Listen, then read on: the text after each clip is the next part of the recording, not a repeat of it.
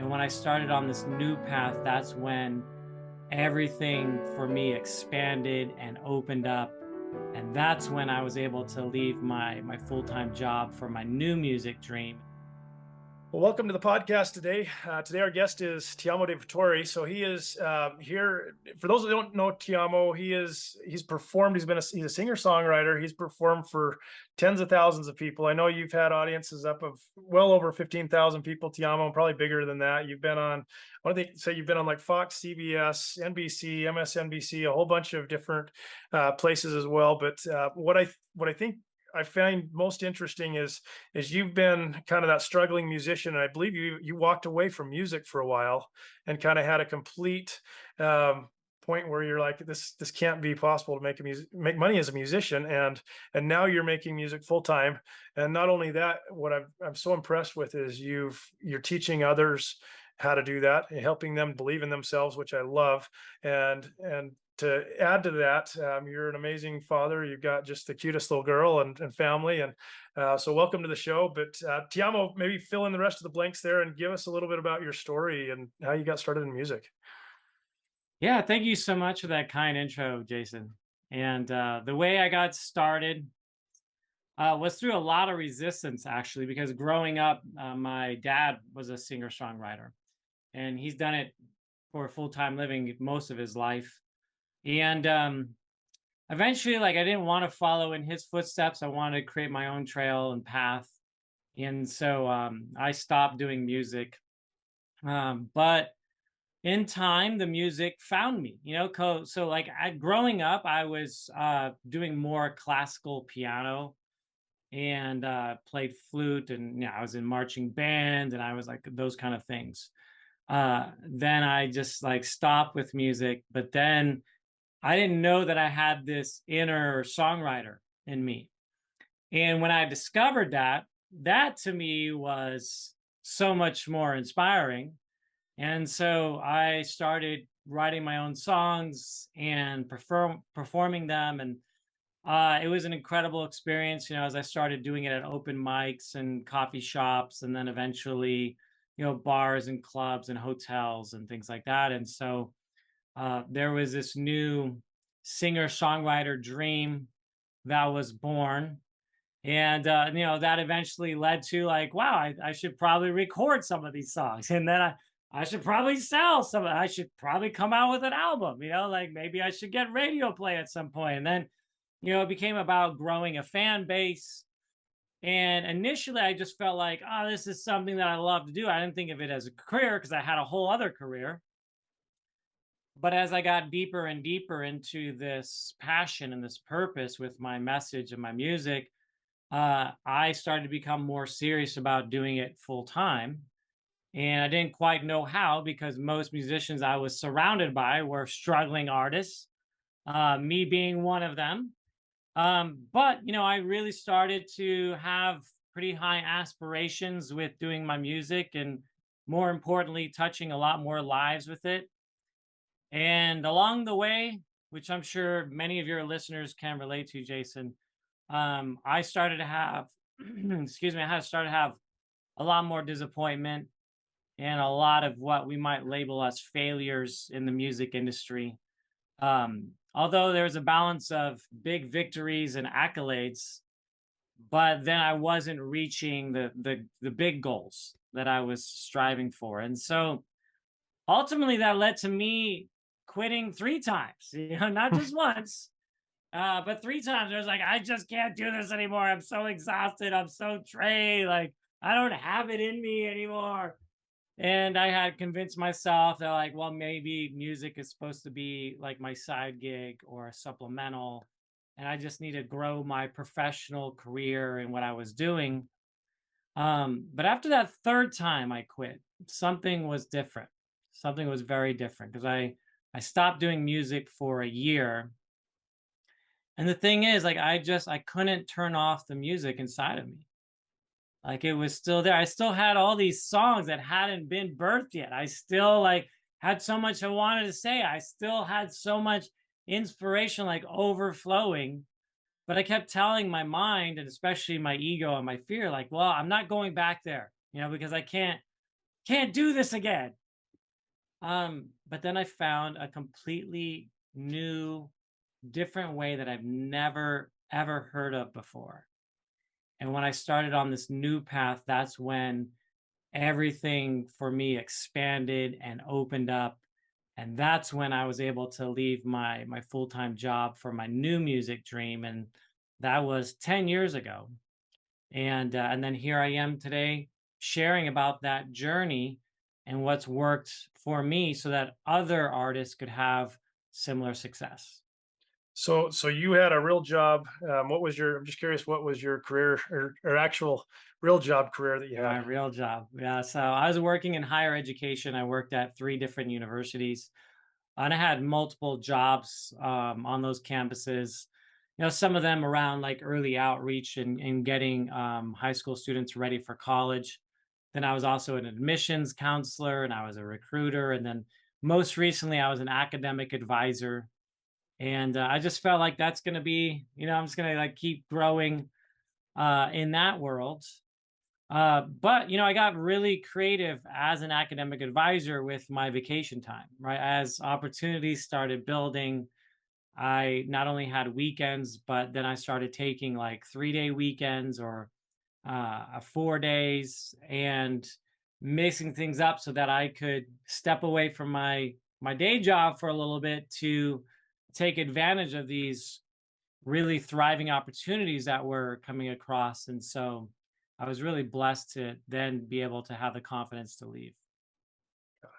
I think that that message right there of just having that real job to kind of support. And my guess is you learned a ton of things in being in a real job corporate environment that have probably applied and really helped a ton in your career as a musician. No? It was huge. Yeah, because certainly a lot of people in the music industry have a certain stereotypical experience with musicians, which maybe some musicians are not the most reliable or dependable or professional or show up on time or are great with follow through. Like, of course, not all, but that is the case in some parts of the industry world. So for me, there's definitely a skill set that I developed. Also, more importantly, like I would say conversationally and interaction and like all of that stuff. That then, when it was time for me to become a full time entrepreneur, it was like just the level of conversations I was having and how I approach people, how I approach venue owners, how I handled myself around very high level people was something that they really respected, which really helped in growing my opportunities. Right. And so, your path that you've been down, I mean, you had a very successful career doing gigs and shows, and but I also know, like now, you've kind of evolved into this entrepreneur that does maybe even more of your business is in coaching and helping other musicians kind of learn that they can monetize. What when you have these musicians come to you, and as you've worked with probably hundreds of people over the years, what advice do you have for these younger people as they're sitting down with you and maybe they're in that same spot as you of being frustrated and like, I'm done, I'm not doing music anymore, it's not possible. What do you Yeah. tell these people? Yeah. Most, if not almost all musicians that I talk to are very, very passionate, but they don't know that there is a whole nother way that they could be doing their music passion. So most of them are stuck in one way, which is how the music industry does it. And everyone does it that way. So they settle, they compromise, and they feel like, well, that's just how it is. That's what I call the music industry matrix, because I don't believe that's just one way. I believe that's a way, and there's so many other ways that also exist outside of the music industry. And so the things that I tell them initially is like, are you open to a new possibility? And initially I feel like, well, what possibility is that? Like a lot of them are like, I've been doing music for years. Like I would have known by now. And I'm like, well, what if you haven't seen it? Because you can't see the frame when you're in it, right? So it's like so many musicians, including myself back then, it was like I was so ingrained and programmed and conditioned in the music industry that I didn't see all these abundant opportunities around me because I was so focused on one thing, which was what? Getting signed, being discovered, becoming famous, like all that stuff. But then what I share with musicians is there's this whole other world outside of the one that you've been living in. Are you open to that possibility? And if they say yes, then I get very excited to tell them what it looks like. And then I get to see them light up and then hopefully have an open enough mind to realize that there is tremendous opportunity everywhere, all around you. You just can't see it. So when their eyes open, that's a really exciting process for me. Awesome. And you talk about being open to these new ways. And I think, the podcast here is the successful musician. So a lot of the time I'll ask people, what does success mean to music, to you as a musician, but I'm curious to know, what do you oftentimes see the musicians looking at as like, okay, this is success? And I heard you say, getting the record deal, and that's what they have in their mind. But is success all that? I mean, is achieving that goal of getting the record deal, is that the end all be all? Now I've arrived, or is it short lived? I'm so happy you bring that up because I think for what a lot of musicians are striving for, those are things that I've accomplished. Never been signed, thankfully, by choice. There were maybe a few opportunities there that as I got savvier and smarter, I chose to not go into. But, it was like at the time, I felt like success was being discovered, getting radio play, having lots of fans, touring, those kind of things. And then I achieved most of those things. And I was still unfulfilled. Because then there was like that next bigger gig. That was the bigger tour. I should be having more album sales. I should be getting more radio play, right? Like those kind of things. And so since then, my outlook on success, or my perspective on it, is not about those external accolades or circumstances. It's really more internal, which is, am I fulfilled today? Am I at peace? Am I living my highest purpose? Do I feel vibrant? Am I happy? Right? Like, do I not need something else to happen outside of me to feel great about my life? So for me, it's more from the inside out now, right? It's like my priority is what's going on the inside, which is how I feel about my life, and the gratitude that I have, the people that I love. And then the things outside of me, which would be like the external circumstances or the opportunities or the money or the clients or whatever it is, that's in addition to. So it's almost like the priority model for me totally shifted. Gotcha. And I know you do some of the things you'll do mindset coaching, and what exactly does that mean? It sounds like a really cool buzzword, but for those that are kind of new to the maybe the coaching world, what does that mean? It means specifically for musicians to move from or transcend being a struggling artist to being an entrepreneur, what I call a musicpreneur.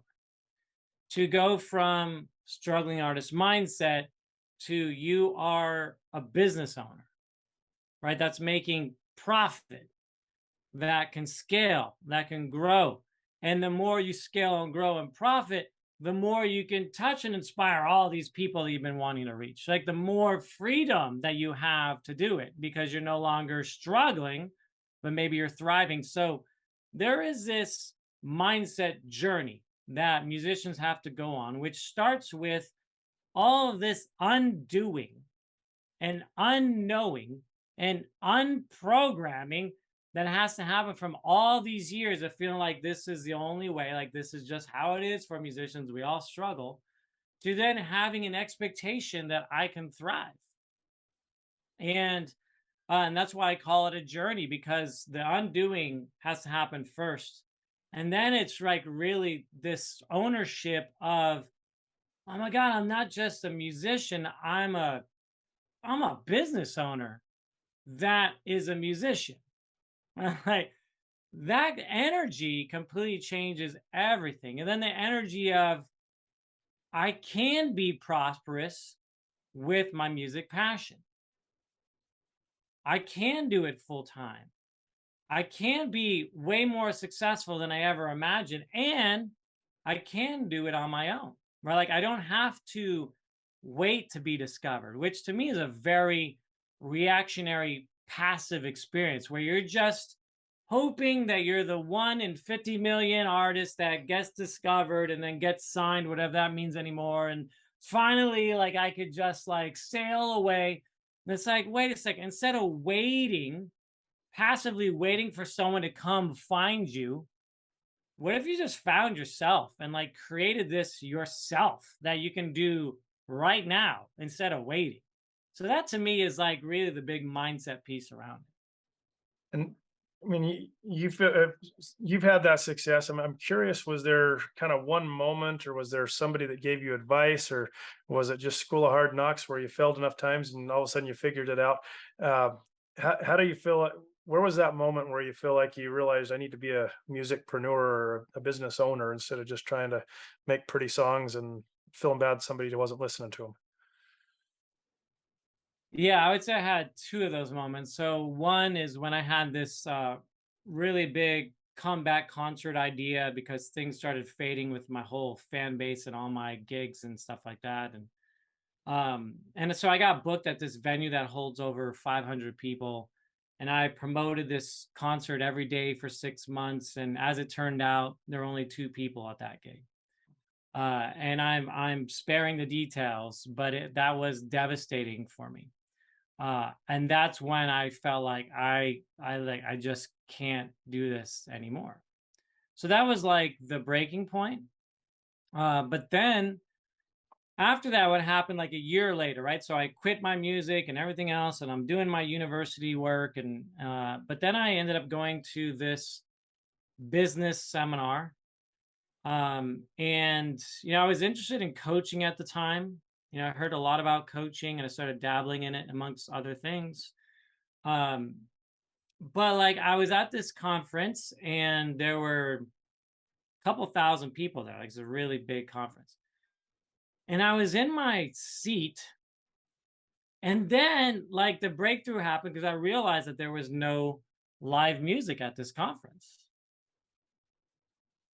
And it just felt like something was missing for me, right? There was some life that was missing in the room. Like there were very good speakers and there was all these experts, but it was just like, I just thought, man, if there was some live music here, it would just like elevate the energy in this room. And then like as I had this thought, I knew before that like all the important people, the VIPs and the conference organizers and things like that, they all hung out in the back of the room. So I thought I gotta go to the back of the room. So I just like got out of my seat before I could talk myself out of this crazy idea. And I went to the back of the room and I asked if I could meet with the conference organizer. And they totally looked like they're just looking at me like I was crazy. But I got an introduction. So he was hanging out in the VIP lounge and I introduced myself. And I just asked if I could be on his stage that day. And wow, I mean, he definitely tested me. And he said, like, there's hundreds of people who want to be on my stage. Like, why in the world would I have you on my stage? Well, I explained to him that I'm a storyteller and I do original songs, and I have a story in a song that I think would be perfect for this audience. It just so happens, Jason, that I brought my guitar for the first time in a year. Like my intuition guided me to bring my guitar. So he was like, all right, well, let me hear it then. So then I had a moment, and I shared this short story, and I sang this song for him acoustic with just me and my guitar. And then he asked if I wanted to be on stage after lunch. And that was astounding for me because then I was on stage and I was in front of a couple thousand people and I told this story and I sang this song. And it was unlike any experience I had prior to that because the people were already there. Right? It was like this sold out crowd that all I had to do is like show up and do what I love. So I told the story, I sang the song, people were up on their feet, they were dancing, they were singing, like people were cheering. Like it was just totally elevated the room. And from that experience, I realized that there was a portal, there was an outlet where I could probably do this at a whole lot of other conferences. So for me, that was like the big shift. And then as I started pursuing those opportunities, I realized also that there's no one representing me. You know, there's no manager, there's no agent, there's none of that. I got to be the one that's seeking out these opportunities. I got to be the one that's speaking up for myself. I got to be the one that's articulating all of this. And that's when I took on my business owner, my more entrepreneurial perspective. And that's when things drastically changed for me. Awesome. I love, I mean, it's funny how some of those moments happen when we're most down and out, and then the curveball happens, and like you step up to the plate, you go for it. I mean, you probably had no expectations, but uh, that's probably one of the reasons that you were successful in getting that gig, is because you had such a good story to tell. Well, I had a story that I thought was really complimentary to the theme of the conference. It was just a very personal, heart-touching story. The song went with it, and I had to deliver too. But I was very unattached because I had nothing to lose at this point, right? Like I quit on my music dream, totally unattached. This felt like a bonus experience. I get up on stage not thinking like, oh, this is gonna be like my big discovery moment. I just thought I don't know why I'm doing this, but I just like I need to do this. But then after I did it, that's when the light went off. I was like, oh my God, like I have something really, really special here. Right. But I know it's interesting to listen to your story about, you really had nothing to lose. I know there's a lot of people that, are scared to death to talk to people. I mean, they say public speaking is like the scariest thing. People would rather die than, speak in public for some people. But I think there's these moments where when you have that idea, if you don't act on that idea, then you'll miss that opportunity. And I think there's a lot of people where I mean, I've heard lots of musicians and other people just throughout my life say, "Oh, that would just be too weird. I'd never do that. That would, And I'm like, "Well, what do you got to lose? I mean, are they gonna? You're never gonna see this person again. If they think you're the weirdest person ever, or who cares? You I know, know. and I think when you finally, and I think if you look like at I look back at my high school years, and everybody runs around high school, it felt like, and everybody's so worried about what somebody else is going to think about them, that I think a lot of people, and I know me in particular, I never was willing to be myself. It was Mm, always like I think a lot of people run on edge of, you know, they're too worried about being themselves, and so they run around trying to be somebody else or what somebody yeah, else thinks they needs to be. And I think especially in the music world, and add to whatever you want on this, but when you're coaching people, a lot of times I think musicians have this idea of, this is what I need to be, this is what can't be done, and they just don't, they're not willing to be themselves, just be passionate and say, I like this type of music. And if there's only two people in the world that want to come to the concert and like my music, well, then you know what? I'm going to put on the best show for those two people ever. yeah, And I'm going to love those two people. And guess what? There might be three the next time. And that's okay. It's yeah, just one of those where I think we worry too much about what others deem as success, and I yeah, wonder sometimes how many people never take a chance and jump out of the nest and spread their wings to see if they actually can fly. yeah. And I'm to add to that. I'm not going to go into detail, but I definitely at the time when I did have a manager and an agent, and there was investors involved, and I had a really great opportunity in front of me. I chose not to take it. And that was more of like being true to who I am. And that was a very hard decision for me. And it's one of the best decisions I ever made, because the trajectory was laid out for me of like, this is how it's going to go. This is the path you take to have all the things that you've wanted. as a music artist. And I walked away from that because I could see where I was getting further away from who I am. And it was also, that was very confusing, and it was hard to walk away because I had to let go of that dream of it happening in that way. But to your point, like, I'm so happy that I did, because then I found my own way, and my own way just like served me so much better. And I'm grateful that I did, because I stuck to who I am and who I wanted to be. Yeah. And you mentioned earlier about being a storyteller and a musician, and that's not something that I necessarily always hear from musicians. They're like, I'm a musician, but what role do you feel like stories play in a musician finding, if they, especially if they want to perform in front of others, how important is storytelling, would you say? Storytelling has been absolutely instrumental in me not only growing my music business, but my business overall. Just clients, coaching, the events that I do, courses I've launched, all of that stuff. The main theme around all of it is story. So for me, it was like, as I was growing and evolving as a performing songwriter, at all my gigs, I would tell the stories about my songs. And I wasn't a great storyteller, because I didn't have any structure to it. I didn't have flow. I was all over the place, right? But I would tell these very personal, very vulnerable stories.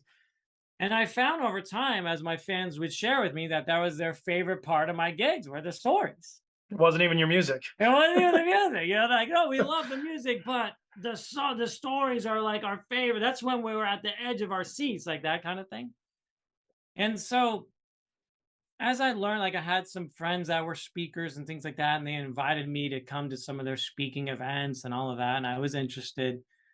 I learned that speakers are just good storytellers with the message. And I thought, like, well, like, wait a second, that was another big breakthrough and distinction for me was, well, I tell stories too. Like, I don't think of myself as a speaker, but as a performing songwriter, I tell stories. So why can't I just call myself a speaker? And so by calling myself a speaker that had this gift for performing and songwriting, these opportunities in conferences of what I call keynote concerts completely opened up for me. And then as I grew with keynote concerts, opportunities expanded for me when I became a better storyteller. And then I realized, like, wow, like, I could get booked for all of these conference gigs just for telling my story and singing my songs, which are all original songs. But the key element was that I needed to become a better storyteller. And as I became a better storyteller, that's what attracted people. That's what drew people in. That's what eventually led to repeat bookings and referrals and everything else. Was then people were like, we want to book you because of that story and the song that went with it. Like, we want that again.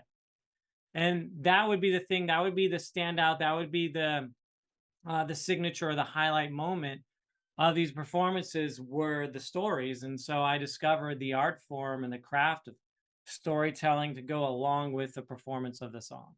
And I remember, I can still remember from several months ago, you had a framework that you shared, or a roadmap of how to do a successful story. I don't know whether I'm going to put you on the spot here, but it had to do with the seasons. And Yeah. I don't know if you can share that. I mean, that was a huge value bomb takeaway Mm. that I took from our mastermind group. You mind sharing a little bit about that? Yeah, I can share a little bit without overwhelming anyone here. But, I found for me that there is a thread in how I tell my stories. I think people are very familiar with the hero's journey, which is an absolutely great tool. And for me, I've followed that, a lot of that. But then over time, I just started finding my own footsteps and my own blueprint with the flow of how I tell my stories. And so with my keynote concerts, I do 3 stories and 3 songs. And usually with the stories, there is what I call a standout story. And so that's like the highlight story of the 3.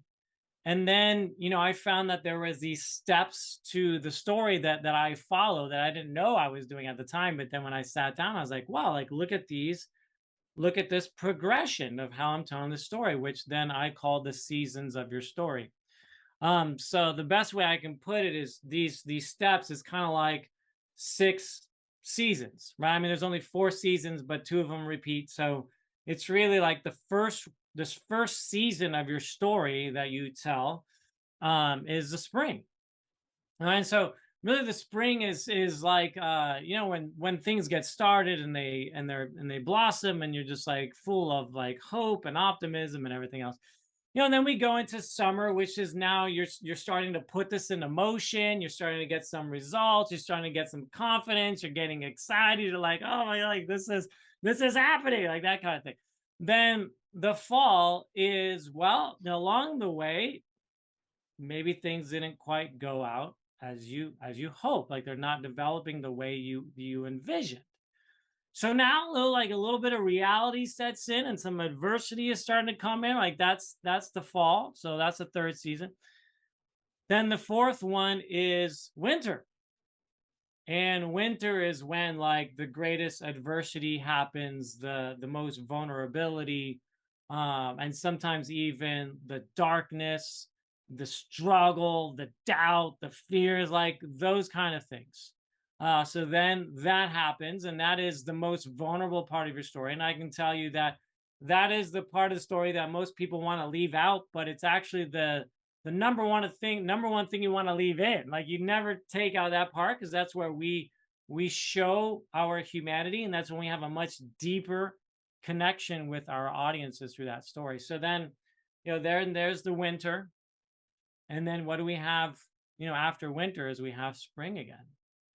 And so the spring, and this is the 5th step, the spring is where you were on a quest to find your way out of the winter.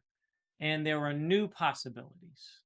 And there were new opportunities. And there was a new way. And you had some insights. You overcame something. You had a breakthrough. You, like whatever that was, that happens.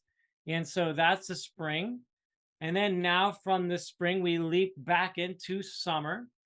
And summer is magical once again, because now you are living it. Like now you've had the triumph, you've had the victory, you overcame the thing. And now you're doing the thing that maybe you didn't know was going to turn out that way. But now it's like something you're so grateful for, and it's a blessing. And that's really like your win or your accomplishment or your victory or your transformation. Like it doesn't have to be results based, right? Or you finally found inner peace, or you finally found freedom, or you finally found your truth or your voice or whatever it is. And so that's a sequence of seasons. And I find like when you tell, because it's so important to have a structure to your story, that when you follow this flow and this structure, then people can follow your story so much better. And then there's a whole point to the story. So at the end of the standout story, then you tell them the life lesson from this whole story, so that there's a point to it. And that's really where people are inspired, because they understand that it's not just the story for the sake of telling it, but here's how it relates to the conference or to the podcast or to the interview or whatever it is. Absolutely. No, I still, it's funny. There's the few things you remember months and months later, and that progress that you explain it that way, it's super valuable. I think everybody can learn from that as they're telling stories Thank and you. thinking about performing. So, Tiamo, I know we're well over time, so appreciate so much you taking time to share with others. If people want to learn more about what you do or want to check out your music, where should they go online? Yeah. Just go to thrivingmusician.com. And there I have a very detailed masterclass where I actually lay out all this stuff about how to do keynote concerts, how to also get booked for, or to get clients for high-end custom songs, and other things that I go into. So, but the best resource for that is thrivingmusician.com. Awesome. Well, Tiamo, thank you so much. Thank you for sharing your story with everybody today, and continued success for you. You too. Thank you so much, Jason.